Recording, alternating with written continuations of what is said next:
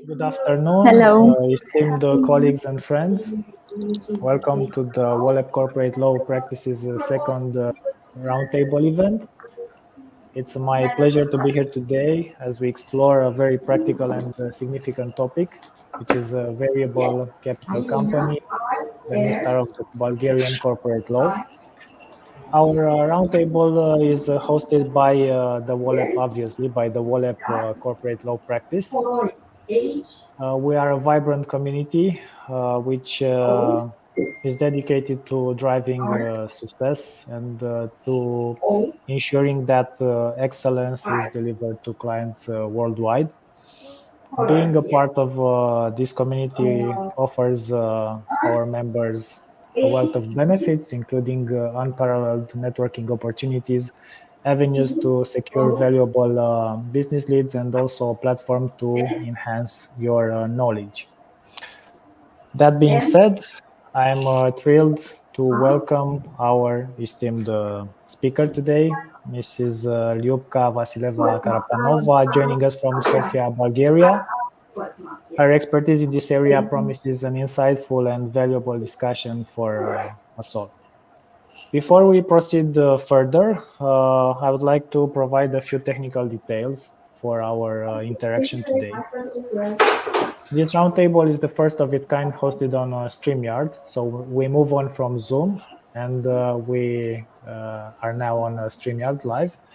StreamYard is providing a dynamic platform for our conversation, and you will understand what I mean during today's roundtable. So please note that due to the format, only 10 individuals, only 10 members of WOLEP can be on screen simultaneously. However, everyone has an opportunity to engage from the backstage, and I will be cycling through you as we go further. We will make sure that everyone who attends will be showcased and have a chance to speak. In this interactive session, we encourage all participants to take advantage of the chat feature within the platform, share insights, and pose questions during the Q&A segment. Today's roundtable is set for a duration of approximately 1 hour and a half. It will be packed with stimulating discussions between our members and also valuable knowledge sharing. And I also want to mention that we extend a warm greeting to our viewers and fellow colleagues from the corporate law world who are watching us on LinkedIn through this partnership between StreamYard and LinkedIn. So feel free to share the link, inviting more of our corporate law colleagues to be part of our ever-growing community.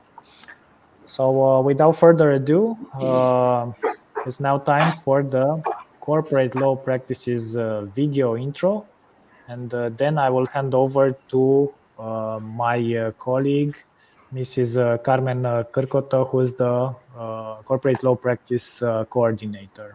So for now, this is Teodor Burnar, the Chief of Content and Branding at WOLEP.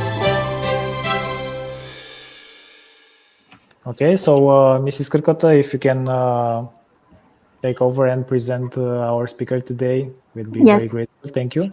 Thank you very much. Hello, everyone.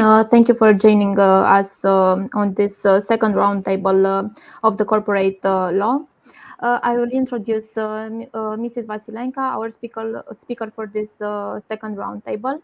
Mrs. Vasilenka is a lawyer with over 25 years of experience in diverse legal areas, such as commercial and corporate law, banking law, intellectual property, property law, litigation, and alternative dispute resolution.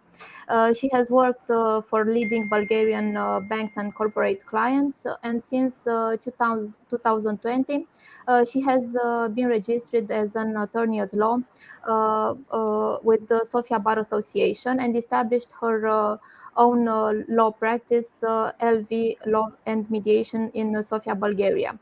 Mrs. Vasilenka is also a mediator with 15 years of experience, nominated for Mediator of the Year. at the 2021 National Justice Awards.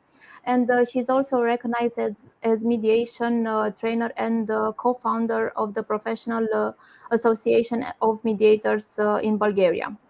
She is also an arbitrator at the Court of International Commercial Arbitration since 2015, and she is the author of a number of publications in the field of mediation and alternative dispute resolution. During her free time, Mrs. Vasilenka is a person with wide interest, a proud mother, a passionate traveler, a life enthusiast, adventure seeker, a great dancer, a vid learner, and a people person.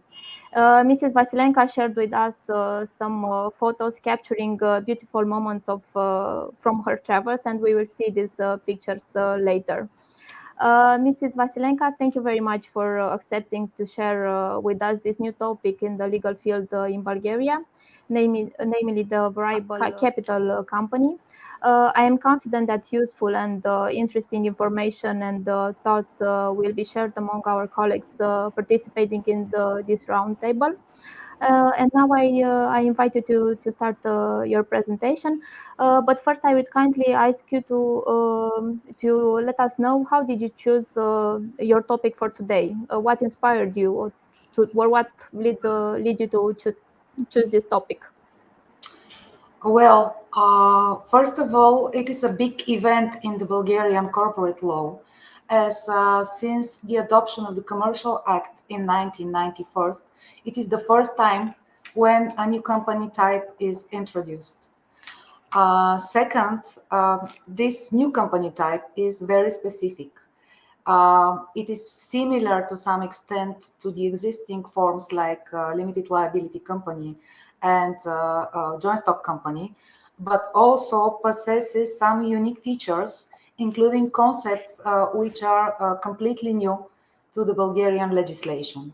That is why I chose the title Variable Capital Company, the new star of the Bulgarian corporate law, because it is expected to become such. Okay, thank you very much. Okay, before starting with the presentation, I first want to say that I'm happy to be here and to discuss with you one of the hottest topics in the Bulgarian corporate law at the moment. I'd like to thank Carmen for the beautiful presentation of my background, personal and professional, and to WOLEP for the opportunity to present this topic. Also, special thanks to Teodor, Adelina, and Stefania, especially for the beautiful design of the presentation and for all the support in preparation of this event. I hope it will be interesting for everyone and mutually enriching. And I invite you to participate actively. We have a question and answer session at the end of the presentation, but should a question or comment arises in the course of the presentation, don't hesitate to ask it by writing it in the chat so that I can answer it at the course of the presentation. Probably sometimes your question will be answered in some of the following slides. If the case is this, I'm going to tell you. So moving on to the topic of today's roundtable, which is variable capital company. Adelina already told you about my legal and professional background. And here you can see some pictures from my travelings. As Adelina said, traveling, adventures, meeting new people makes me happy. That's enough about me. Let's now start with the variable capital company. First, to provide some legal background, I should say that currently the most popular company form of incorporation of company in Bulgaria is a limited liability company, followed by joint stock company. The popularity of the limited liability company is due to its affordability, as the minimal capital of this type of company could be as low as to Bulgarian level, which is approximately €1, and also the advantage of the limited liability. However, a limited liability company is not as flexible as a joint stock company is. That is why, in an effort to combine the most favorable features of these two more popular legal forms, by the latest amendments of the Company Act in August 2023, a new company type has been introduced, namely the variable capital company. I have to mention that it is still impossible to register such a company in Bulgaria. No one has seen it in practice what an animal a variable capital company is, because a time limit has been given to the registry agency to adapt its rules and its system so that the registration of a variable capital company become possible. This is expected to be finished by the end of June. So hopefully from July, we'll have the chance to register such type of company and see how it works. As I already mentioned, the idea of this new company type is to combine the most favorable features of the limited liability companies and joint stock companies, but it also introduces some features that are unique to the variable capital company only. And what's more, some of them are something new as a concept in the Bulgaria corporate law. The aims with introducing this company type are to support the long-term growth of startups by simplifying the registration procedures and providing flexible fundraising and company management solutions, thus attracting more investments, especially in the technology sector. It must be mentioned that Bulgaria, in principle, is a good place for making business, as we have well-prepared people, well-educated. Our taxes are comparatively low, and the wages here are comparatively lower than in the rest of Europe. And with the introduction of this company type, an effort is made, even more investments to be attracted. What is a variable capital company? There is a legal definition, which is actually not a definition, because it doesn't say what exactly the company is. We are going to find out what is specific for this type of company by comparing it with the two most popular company forms, limited liability company and joint stock company, to the extent such comparison is possible. Then we are going to discuss the unique features specific only for the variable capital company. And as I already said, at the end of the presentation, we'll have time for questions, reflections, comments, whatever. According to the so-called definition, a variable capital company may be founded by one or more individuals or legal persons, and it is liable to its creditors up to the extent of its property. We can see from this definition that this type of company enjoys limited liability. As it is intended for the small businesses, there are conditions a company to be registered and function as a variable capital company. Such type of company may be only an enterprise with less than 50 employees and less than 4 million level, which is approximately €2 million annual revenue, and or assets value less than 4 million leva, again approximately 2 million euro. Another condition is that a legal person declared bankrupt may not be founder of a variable capital company.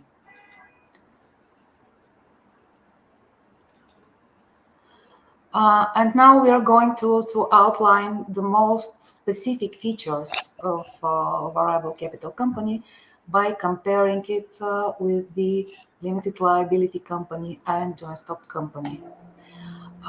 Actually, the most distinctive feature in this comparison is connected with the company's capital.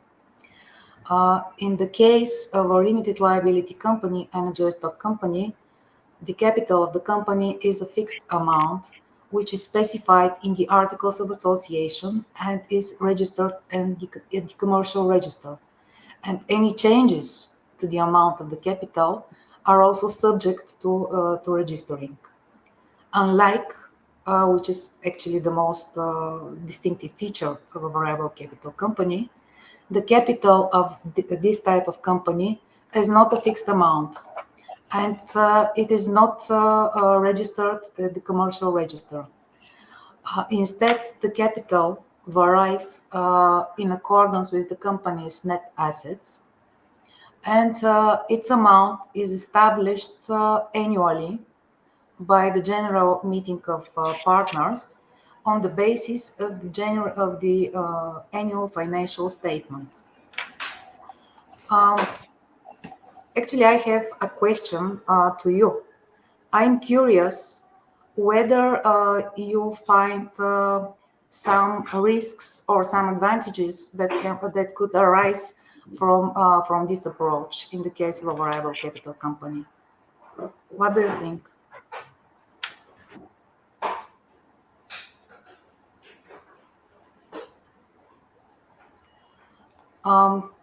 Okay,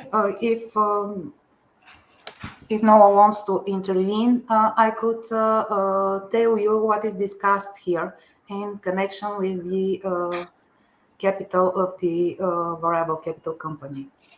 As one of the advantages of this approach, it is commented that this approach eliminates the need of opening a special fundraising account on the name of the company, where the contributions to the capital to be paid, which is now a requisite, a condition for opening a limited liability company and joint stock company. And because at the moment, due to the anti-money laundering policies of the banks, it becomes a big problem of opening such an account, especially when the partners or the managing directors of the newly established company are foreigners. It is seen the fact that there is no need for opening such account for a variable capital company. It is seen as one of the advantages.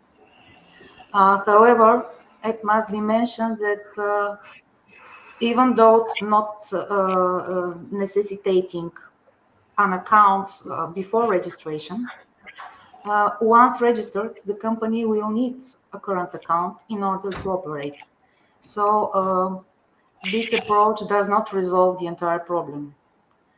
Another advantage of this approach is that due to the fact that the company's capital is not registered at the Commercial Register, any further changes to the capital will not need to be registered as well, thus reducing the costs and the associated procedures.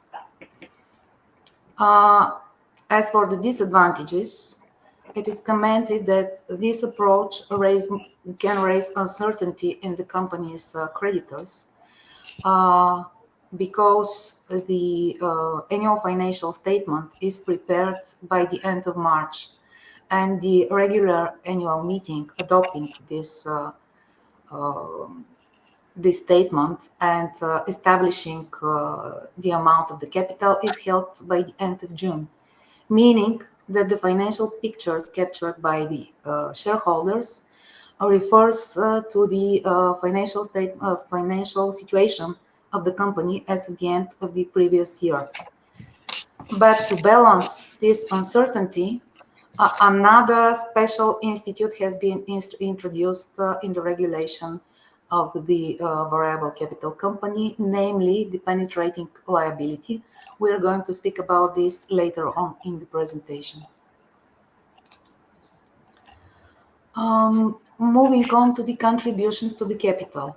As in any other company, the partners in a variable capital company must contribute to the company's capital, and such contributions can be monetary or in kind. However, a variable capital company enjoys a simplified procedure of assessing in-kind contributions to the extent that the assessors of these contributions are appointed by the company management instead of by the registry agency, which is the case with the limited liability companies and joint stock companies. This approach again allows for more flexibility, speeds up the procedure, and reduces the costs associated with the appointment of the assessors. There are also specifics with regard to the company shares. In a limited liability company, each share grants equal rights and obligations proportional to the share value. The names of the partners and the shares they own, as well as any changes thereto, are specified in the Articles of Association and are recorded in the commercial register so that they are public. In the case of a joint stock company, the company may not issue shares of different nominal value. However, issuance of preferential and non-voting shares is allowed. Shares with identical rights form a separate class, and no limitations of the rights of an individual shareholders of the same class is permitted, unlike is the case with the limited liability company and the variable capital company. The shares of a joint stock company are securities. What is specific for the shares of a variable capital company? First, the rights conferred by the possession of share are proportional to the face value of the shares, but it can be otherwise if so agreed in the Articles of Association.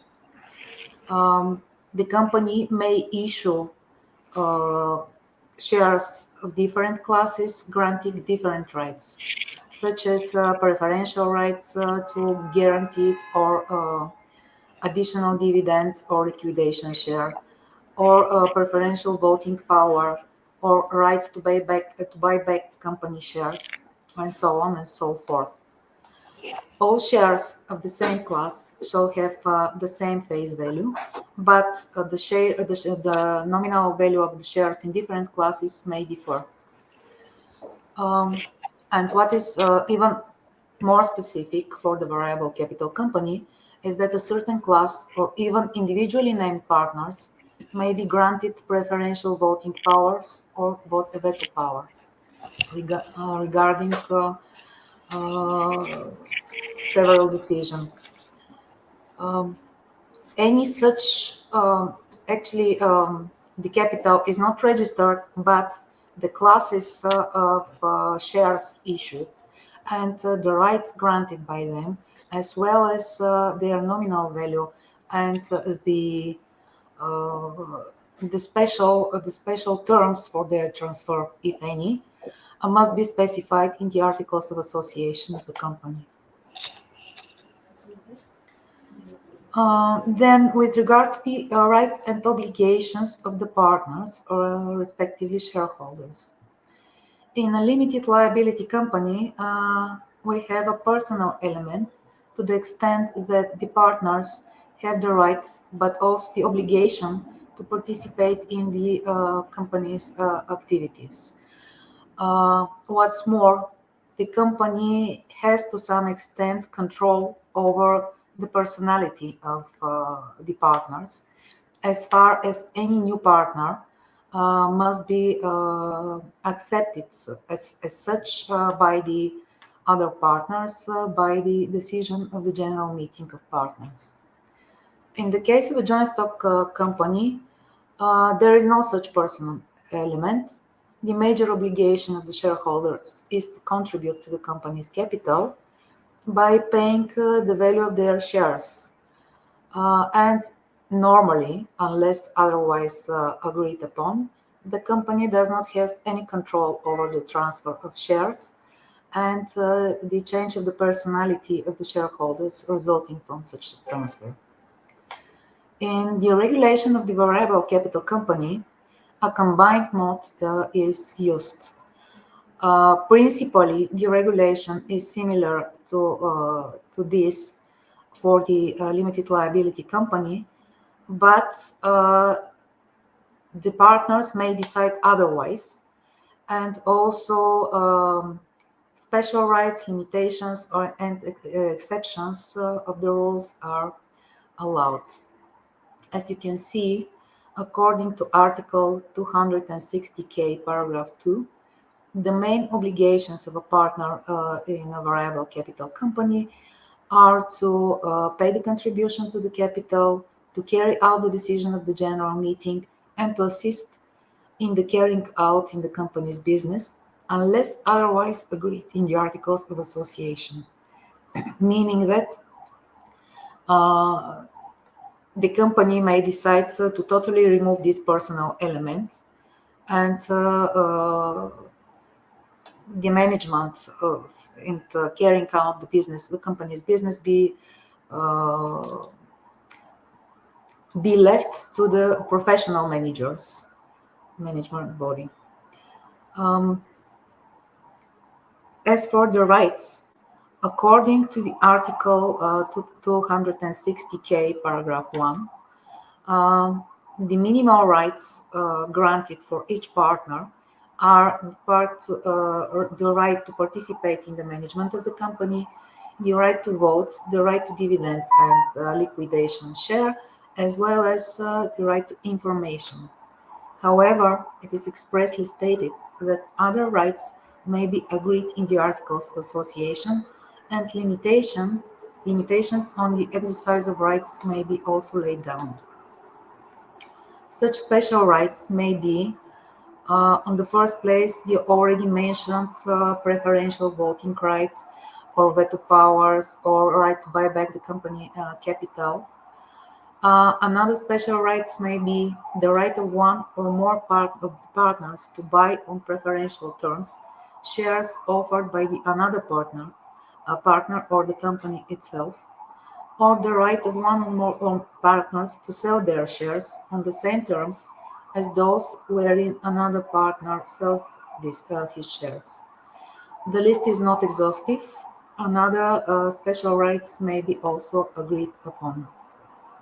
As for the limitations on the exercise of rights, such limitations may be, for example, restrictions for the sale of the shares for a certain period of time, the so-called locked-in period. Also, it is possible, it is provided for in the Articles of Association, and the shares have been obtained under this condition, that the general meeting may take a decision to compel a partner to transfer their shares, and if the partner fails to do this voluntarily within the time limit specified, the company could obtain these shares itself under the terms specified in the Articles of Association. Again, if the Articles of Association contain such provisions and the shares have been acquired under these conditions, it is also possible that in the event of a change of control over a partner, which is legal entity, this partner may be banned from exercising their voting rights in the general meeting of the variable capital company, or be dismissed by a decision of the general meeting.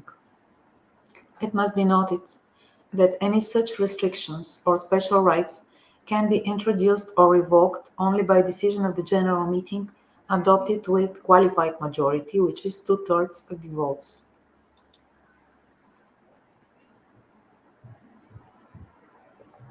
There are also specifics with regard to this transfer of shares. In the case of a limited liability company, the shares are freely transferable only between the partners. The transfer of shares to the third parties is subject to the requirement for the admission of a new partner, meaning that following the transfer, the buyer of the respective shares must be admitted as partner by the decision of the general meeting of partners, and they may decide on not admitting it at all. There is also another condition when it comes to transfer to third parties, which is that there are no unpaid wages, benefits on compulsory social security contributions due to employees of the limited liability company.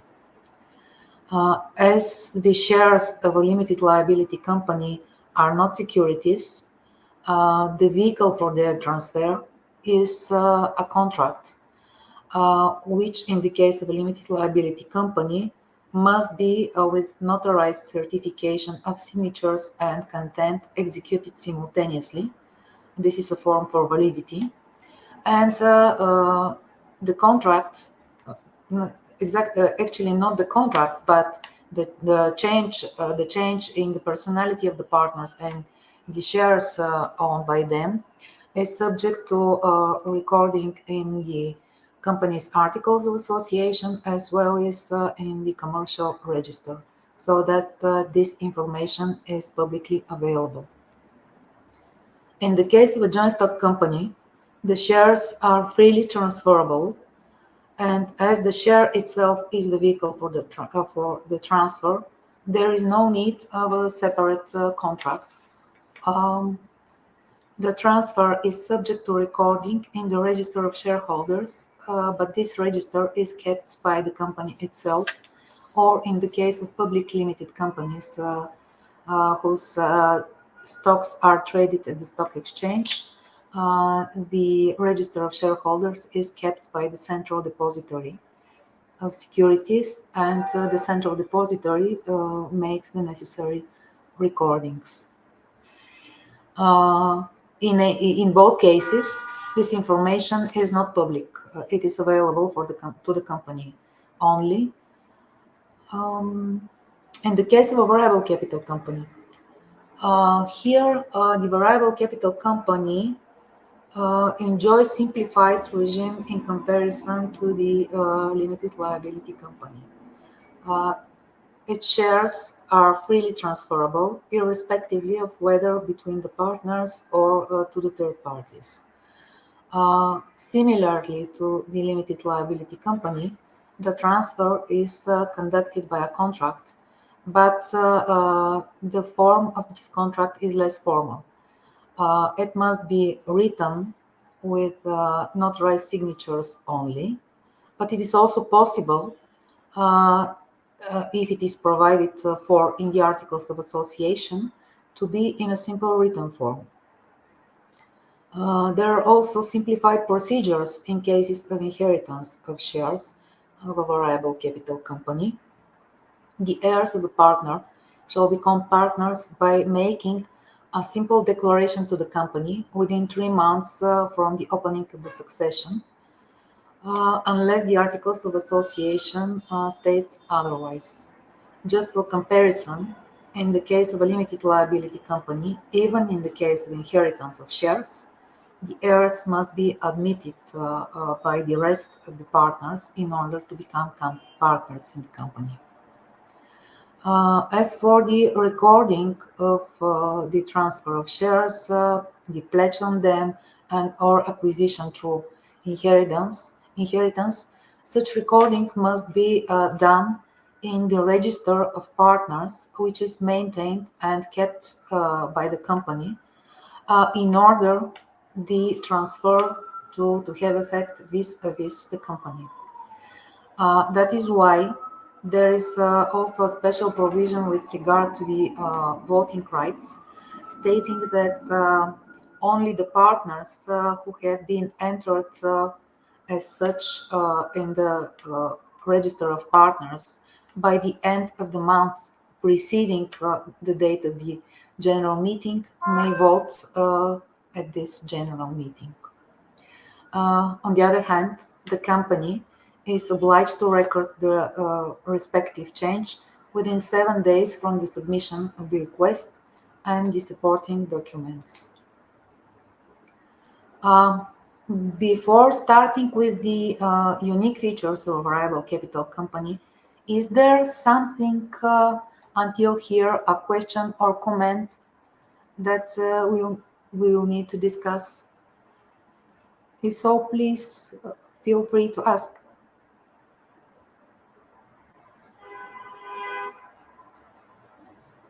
Okay, I'm assuming that everything is clear. So let's now see what are the other. Is there something? Is there a question? Yes, I have a question. I'd like to know if this company has also the obligation to submit a statement regarding the ultimate beneficial owners, like other companies, for example. In Romania, Yes. considering the okay. Yes, it has. It is not expressly stated, but there is no provision stating that the provision requiring the company to state its beneficial owner does not apply to a variable capital company. Hence, it applies to it as well. Okay, thank you. Okay. Within the unique features of a variable capital companies is the possibility to offer share options to employees of the company. The general meeting may grant to persons employed by the company, regardless of the type of legal relationship, a right to acquire shares under the terms and conditions set by the decision of the general meeting.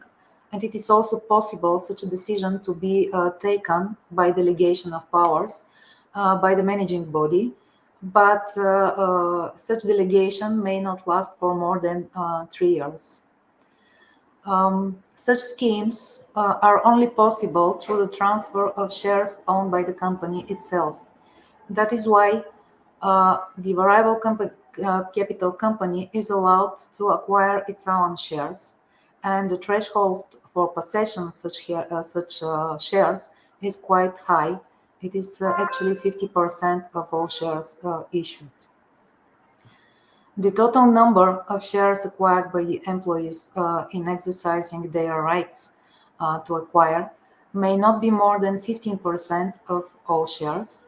And to be sure that the company complies with this threshold, the management body is required each year, together with the preparation of the annual financial statement, also to prepare a report to the general meeting on the number of shares acquired by employees under such schemes, and the number of contracts for acquisition of rights under such schemes, which contracts are concluded, and where the rights conferred by these contracts became exercisable. It must be also mentioned that the employee's right to acquire shares is non-transferable, but in case of inheritance, the heirs may exercise the right of their successor within 6 months from his death, provided that the right has become exercisable by the time of the death. Within the other unique features of a variable capital company are the options to attract capital in the form of loans convertible into company shares, and also the option to offer rights to acquire company shares not only to the employees in the schemes mentioned previously, but also to the partners or even other persons. Another specifics is flexible rules with respect to the company management. As any other type of company, the supreme body in a variable capital company is general meeting of partners. However, with regard to the managing body, a variable capital company enjoys much more flexibility than the other types of the company, as the company may decide whether the management body to consist of a sole managing director, like is the case in a limited liability company, or be a collective managing body, namely board of directors, like is the case in a joint stock company with one-tier managing system. There is also no limitations in the number of the sole managing directors, nor the members of the board of directors. The only limitation is that in the case of board of directors, where executive members are appointed to represent the company in front of the third person, the number of these executive members of the board of directors must be lesser than the number of the rest of the members of the board. Another progressive features of a variable capital company include a possibility of communicating with the shareholders regarding the general meeting by electronic means.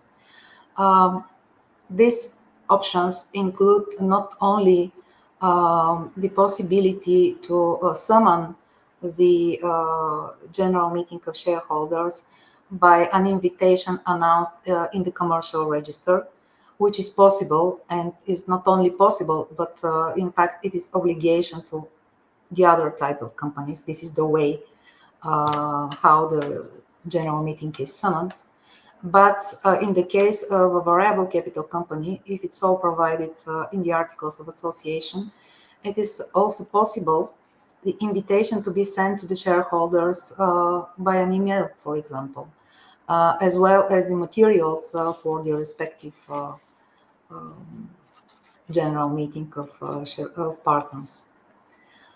There are also options of taking decisions in absentia and participating in the general meeting or the board meetings remotely. Until now, this possibility existed to some extent, but were not applicable to all the company types and all the decisions, all bodies of the companies. For example, it was possible for a limited liability company that the partners take decisions in absentia, but this decision must be anonymous, and all the partners must agree on the decision itself and the procedure in taking it in absentia. The same was possible for the board meetings of a joint stock company, but only for the board meetings. And as regard the remote participation in the general meeting, it was also only possible for the public companies limited by shares. Now, with the regulation of a variable capital company, all these options are available to this company type, thus simplifying the procedures of summoning and holding the meetings of the board and general meeting of shareholders. And another, I already mentioned it, another very specific feature of a variable capital company is the penetrating liability. According to Article 260Z, paragraph 5, any and all members of the management board, as well as any controlling partners who have acted deliberately, shall be jointly liable to the creditors of the company for any damages suffered due to any transactions and actions of the company which have been invalidated vis-a-vis the creditors pursuant to Articles 135 of the Obligations and Contract Acts or the Article 647 of the Commercial Act, to the extent the creditors could not be satisfied from the company. This is a very specific provision, and it is an exception from the general rule that everyone is liable for his own obligations and debts only. For the first time in the Bulgarian commercial corporate law, such provision is introduced in relation to civil law liabilities of the company. Something similar existed, but only in relation to the debts of the company for social security contributions and unpaid taxes. So this is something very, very specific, very special, very new.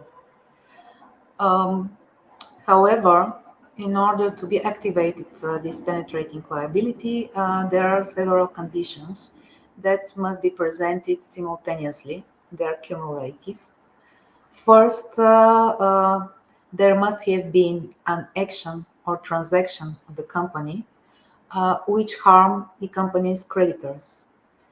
Then this action or transaction must have been invalidated vis-a-vis the creditors by a final court decision in proceedings under Article 135 of the Obligations and Contracts Act or Article 647 of the Commercial Act. The list of the possibilities here is exhaustive, as this is an exception from the general rule. The third condition is that the members of the management board or the controlling partners must have acted deliberately when performing this action or transaction or when taking decision of its performance.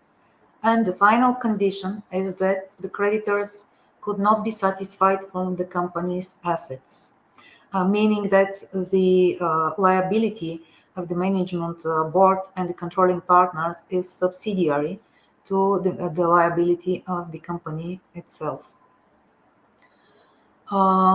Another specific and new to Bulgarian legislation concept is introduced in the same article, namely in paragraph 1, which is the judgment, the business judgment rule, which comes from the case law of US, more precisely the state Delaware. According to the text of Article 260Z of the Bulgarian Commercial Act, all members of the management board shall perform their obligations with the care of a prudent business person, considering any business risk in relation to the expected return for the company. As I already mentioned, this comes from United States, and according to the case law of the state of the Delaware, where the conditions of this business judgment rule to be applied are that in taking the decision, the board members act on an informed basis, in good faith, and sincerely believing that the action and transaction is in the best interest in the company. Although it is not expressly stated and we still don't have court practice, I think that these rules for the due care and business judgment rule will be also taken into account when assessing whether the actions or transactions and the actions of the management board and the controlling partners have been deliberate or not.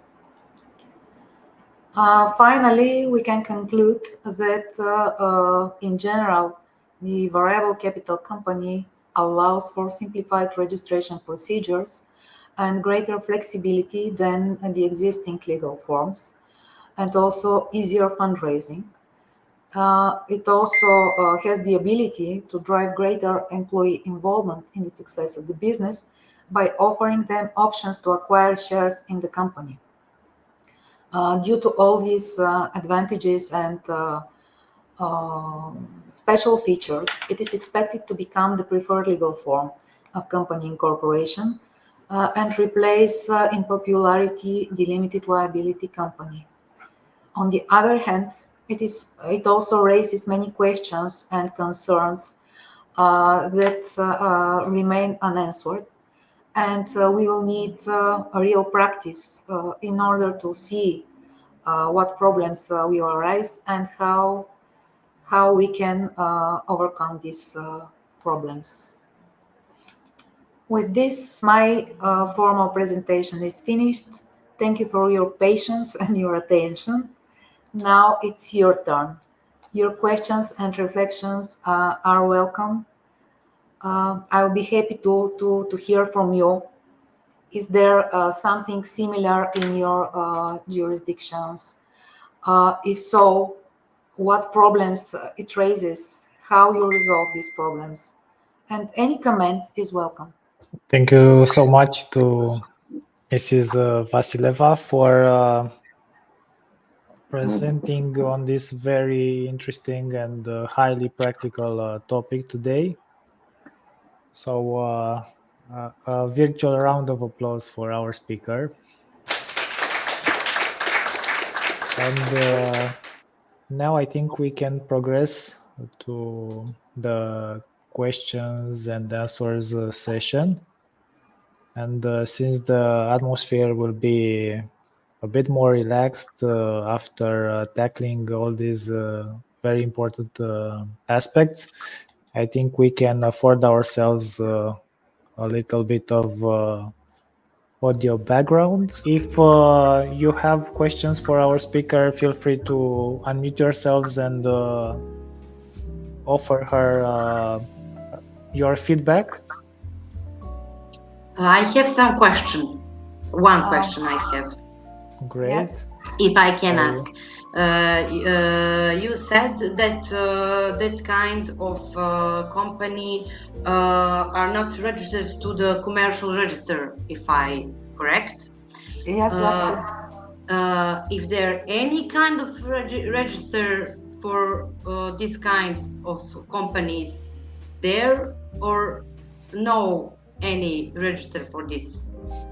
There is not a special register, but as the registration, the commercial register has a unified system, and there are templates, special templates for registering each type of the company.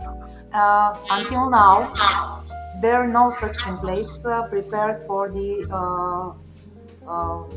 variable capital company, and I suppose they will need to do some other adaptations to the existing system of the technically of the registry agency in order to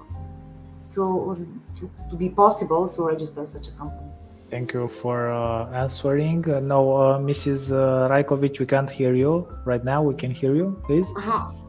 Can you? I asked that because in my country, every kind of company has to be registered in commercial register, and on which way you can check that kind of company if someone want to see that company is active or not, or something like that. Because of that, I asked you. It will be registered again in the company register as any other type of company, and this information is publicly available. But until now, the registry agency is still not ready. That's why we haven't seen in practice what a variable capital is. I see several questions in the chat. Yes, that's true. I also wanted to mention that Mrs. Rajkovic is joining us from Montenegro. So she's a neighbor in the Balkan region. So thank you, Mrs. Rajkovic, for your question. Next question. From Africa. And He asks, regard to rights, what incentives are there under tax law for potential investors to choose VCC rather than another? You can also see his feedback in the chat, please, Mrs. Vasileva. I see the question. Thank you for the question. There are no special preferences provided for in relation to variable capital company specifically. The incentives available to all the other types of companies are also available to the variable capital company. What a variable capital company brings in addition are all those opportunities for flexibility and adaptation of the rules of the company to the needs of the business itself. I actually missed to mention that in general, what is specific for the regulation of the variable capital company is that many options are left to the discretion of the parties. They can choose between many options and decide on whether to use them or not. I mentioned only several of them. Is this answering your question? Mr. Amino, if you want to unmute yourself, or I can do that for you. You can speak right now. Thank you. Teodor, you can go ahead. Thank you. There is also another question. Do foreign investors have the same rights as nationals to register this company? Yes. There are no distinction between the nationality of the partners, neither in variable capital company nor in any other type of company.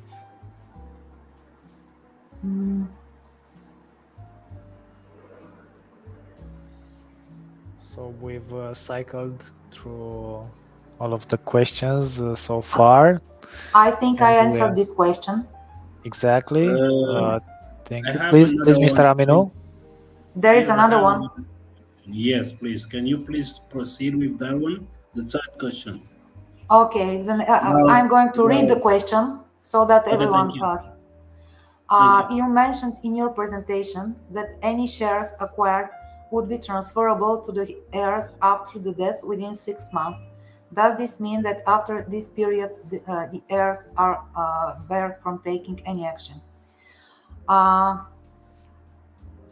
Well, I probably wasn't be clear. The shares are freely transferable, and by the act of inheritance, they are transferred to the heirs. If the heirs want to become partners in the company, they have 3 months period within which they can declare this to the company's management, and this way they become partners. If they don't want to be partners in the company, they have the right to receive the value of the shares inherited. And the 6-month period, it was connected with other rights. The 6-month period is the period after the death of the successor, within which period, if the successor has the rights to acquire company shares, these rights are conferred by a contract concluded between the company and the respective employees.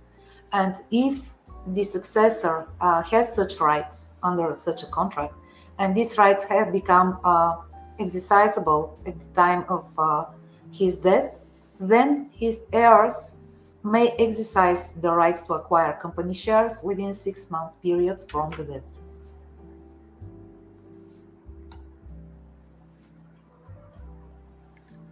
Thank you, and I hope Mrs. Vasileva's answer is explicit and thorough for you, Mr. Aminu. Thank you again for the questions so far, to all of you, Mrs. Rajkovic, Mr. Aminu, for the many questions, very interesting. And I think that they give a full new scope to the subject today through this comparative lens. And we'd also like to hear the feedback from one of our dear and Western members, Mrs. Sonia Pasquale. If you have something to maybe ask or say about the presentation that you have seen today.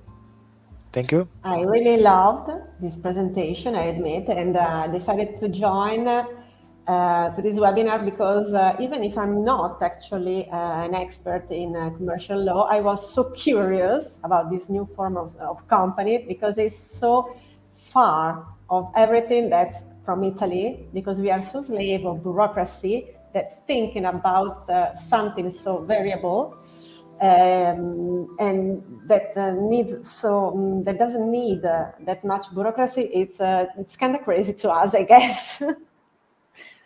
Thank you. It's also strange for us. We are still commenting and discussing the theory. We haven't seen such a company in practice, and it's interesting for us as well.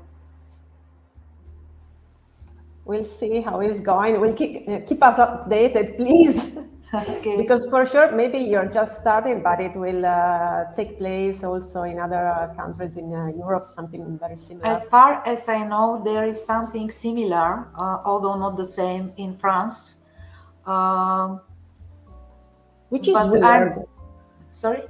Which is weird, because I know that France are a great fan of bureaucracy and terms and registration and notification and communication, kind of as we Italians. It's not very different in Bulgaria as well. Yeah, true. Yes. I thought we were kind of expert in that, and no one didn't want to copy us.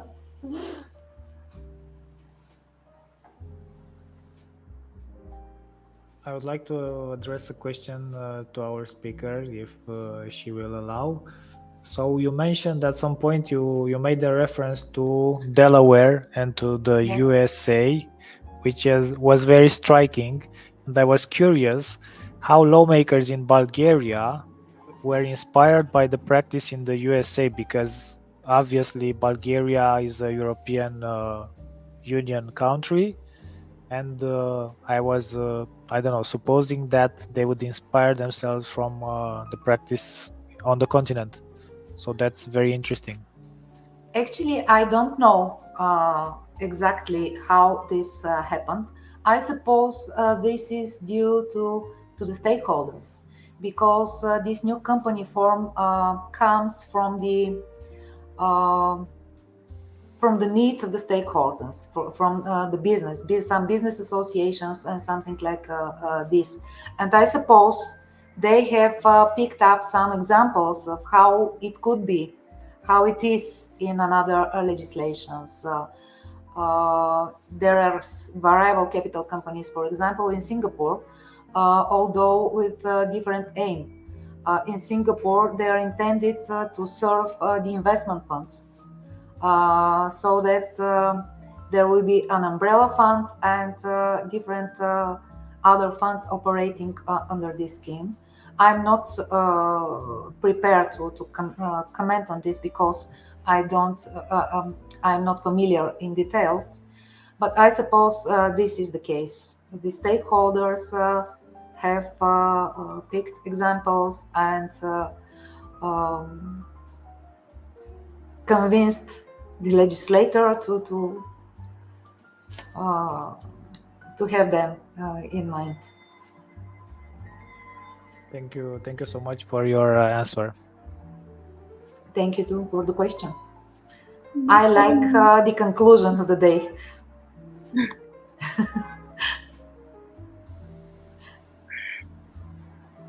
Good to hear that. And now I will hand over to Mrs. Zapis. Mrs. Zapis, if you hear us.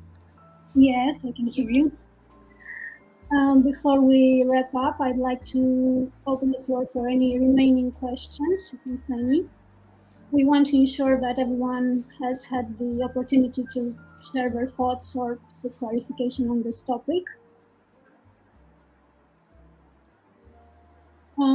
If there are no further questions, I'd like to take a moment to express our appreciation to our esteemed speaker, Ms. Lyubka Vasileva, for such an insightful and informative presentation. Thank you, Ms. Lyubka, and congratulations.